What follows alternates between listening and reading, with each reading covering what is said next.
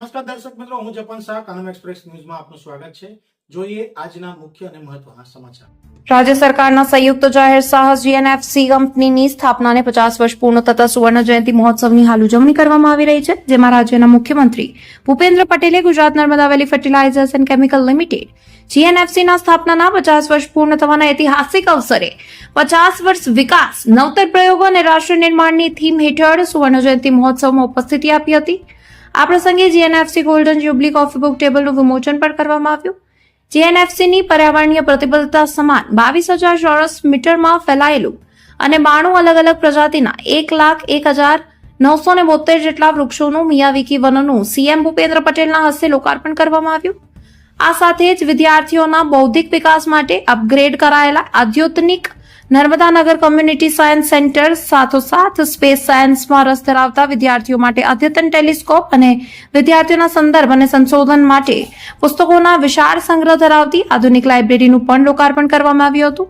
આ પ્રસંગે રાજ્યના જળસંપત્તિ મંત્રી ઈશ્વરસિંહ પટેલ, ભરૂચના સાંસદ મનસુખ વસાવા, ધારાસભ્ય રમેશ મિસ્ત્રી, અરુણસિંહ રણા, ડીકે સ્વામી, રીતેશ વસાવા, જિલ્લા પંચાયતના પ્રમુખ ડિમ્પલબેન રાજ, જીએનએફસીના ચેરમેન એમ કે દાસ, મેનેજિંગ ડિરેક્ટર રાજકુમાર બેનીવાલ, કલેક્ટર નવનાથ ગવાણી સહિત જીએનએફસીના અધિકારીઓ અને કર્મચારીઓ ઉપસ્થિત રહ્યા હતા. આ પ્રસંગે રાજ્યના મુખ્યમંત્રી ભૂપેન્દ્ર પટેલે જણાવ્યું હતું કે જીએનએફસીની 5 દાયકાની સફર આત્મનિર્ભર ભારતમાં આપેલા યોગદાનની સાક્ષી છે. કંપની દ્વારા ફર્ટિલાઇઝર રિવોલ્યુશન લાવવામાં સફળતા મેળવી છે.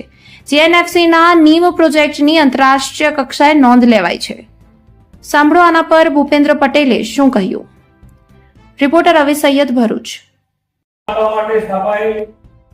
જીએનએફસી આજે ફર્ટિલાઇઝર રિવોલ્યુશનની લીડર બની છે.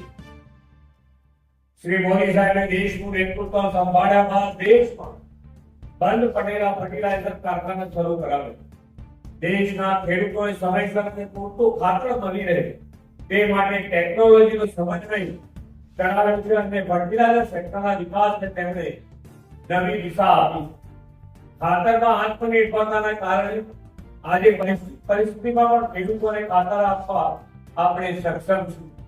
ખેડૂતોના ઉપયોગ માટે ખાતરનું દીઠ કોટી વડાપ્રધાનના દિશા દર્શનમાં કરીને જીએનએફસીએ યુરિયાના કાળા બજાર અટકાવવામાં અને ખેડૂતોના હિત રક્ષણ કરવામાં ખૂબ મોટી ભૂમિકા ભજવી છે. જે કોઈને ન સૂજે તે મોદી સાહેબને સૂજે. શ્રી મોદી સાહેબે લીંબોડીના તેલનું લીંબ કોટિંગ માટે ઉપયોગ શરૂ કરાવ્યો અને ગ્રામીણ મહિલાઓના સેલ્ફ હેલ્પ ગ્રુપને લીંબોડી ભેગી કરીને વેચવાની આવકની શરૂઆત થઈ. લીંબ પ્રોજેક્ટ હેઠળ જીએનએફસી દ્વારા લીમડાના તેલમાંથી બનાવેલા ઓર્ગેનિક ઉત્પાદનોની માંગ પણ ખૂબ વધી છે. આ પ્રોજેક્ટ દ્વારા 4.50 લાખથી વધુ ભૂમિહીન મહિલાઓને આર્થિક રીતે પગભર કરવાનું ભગીરથ કાર્ય જીએનએફસીએ કર્યું છે, જેની આંતરરાષ્ટ્રીય કક્ષાએ પણ નોંધ લેવાઈ છે. મેનેજમેન્ટ લીડ પ્રોજેક્ટ સાથે માઇક્રો ન્યુટ્રિશન, પર્યાવરણલક્ષી પ્રોડક્શન પ્રોસેસ, ડિજિટલ ગવર્નન્સ જેવા ઇનિશિયેટિવ પણ તેમણે સમય સાથે કદમ મિલાવીને લીધા છે. જીએનએફસી દ્વારા કોર્પોરેટ સોશિયલ રિસ્પોન્સિબિલિટી હેઠળ 50 વિકસિત ગામો, વિઝન 2047 અને નર્મદા નગર કોમ્યુનિટી સેન્ટર જેવા સામાજિક વિકાસના કાર્યો પણ થઈ રહ્યા છે તે ઉદાહરણરૂપ છે. પર્યાવરણની જાળવણી સાથે ગ્રીન કવર વધારવાની પ્રતિબદ્ધતા રૂપે મિયાવાકી વન, નમો વડવન અને ઓક્સિજન પાર્કનું પણ આજે અહીં લોકાર્પણ થયું છે. દેશની સ્વતંત્રતાના 100 વર્ષ થાય ત્યારે ભારતને વિશ્વની અગ્રીમ વિકસિત અર્થવ્યવસ્થા બનવાનું વડાપ્રધાનશ્રીનું સ્વપ્ન સૌનું રાષ્ટ્રીય મિશન છે. આ માટે ગુજરાત સરકારે 2047 સુધીનો રોડમેપ તૈયાર કર્યો છે. આ રોડમેપ અંતર્ગત આપણે 6 જુદા જુદા ઝોન ગુજરાતમાં બનાવ્યા છે અને આ 6 ઝોનમાં સેક્ટર સ્પેસિફિક કયા કયા સેક્ટરમાં હજુ પણ 2047 સુધી પણ ક્યાં સુધી વધી શકાય એ બધા જ રોડમેપ સાથે તૈયાર છે. અને આજે તમે અહીંયા જીએનએફસી ની પણ